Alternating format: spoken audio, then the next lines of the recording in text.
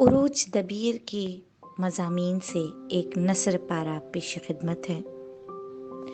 تمام شاعروں اور ادیبوں کی بیویوں کو میرا مشورہ ہے کہ وہ اپنے گھر میں کتا ضرور پالیں۔ اس کے بے شمار فائدے ہیں۔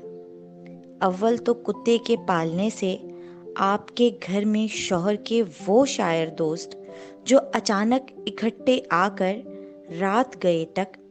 نشستوں میں تبادلہ کلام کر کے آپ کے کچن کے بجٹ کی ایسی کی تیسی کر رہے ہوتے ہیں اور آپ کے گھر کے سکون کو مشاعرے میں موجود اگلدان کی طرح برباد کر جاتے ہیں، وہ کتے کی داد حاصل کرنے کے بعد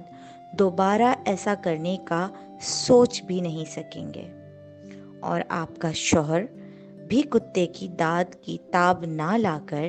آپ کو بھی اس ڈر سے اپنا کلام نہیں سنائے گا کہ کتے نے سن لیا تو کیا ہوگا۔